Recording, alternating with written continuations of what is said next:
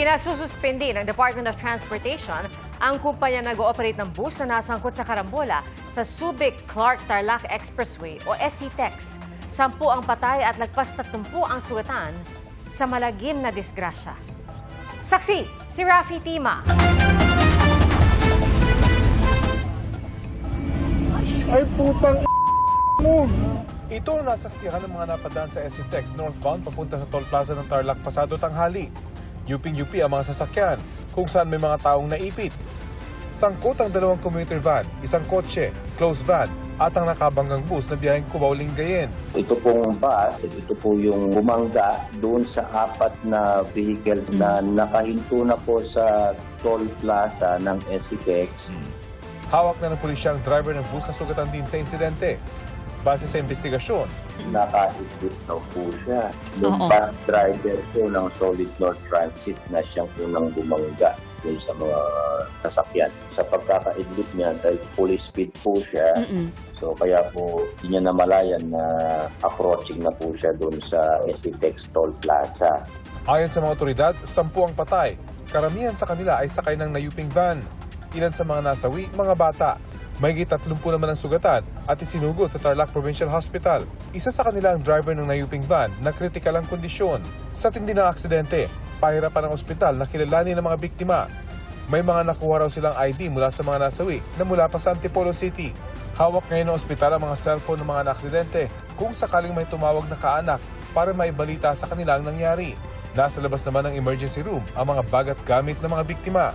Isang batang lalaking edad 2 hanggang 3 taong gulang na may galos sa paa ang inaalagaan naman ng mga kawani ng Philippine Red Cross.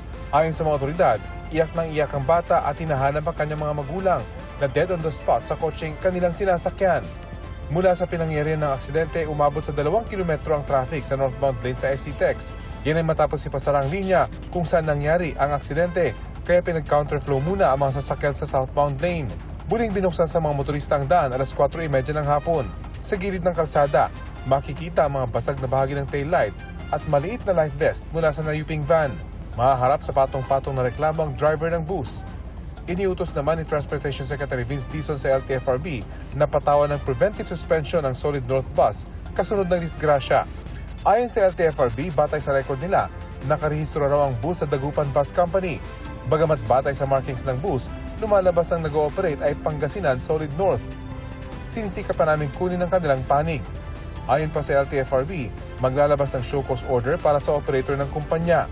The reason of the suspension is preventive po kasi yan. Para ma-check po ng ahensya yung mga buses and then magkakaroon po ng mga tests yung drivers. They are inclined to issue a suspension of the fleet of the operator ng mga bus nila na ang biyahe ay Cubao to Dagupan.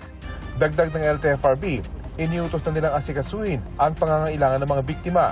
tig-4,000 piso ang inaasahang makukuha ng mga naulila ng 10 nasawi. Para sa GMA Integrated News, ako si Rafi Tima, ang inyong saksi. Mga kapuso, maging una sa saksi.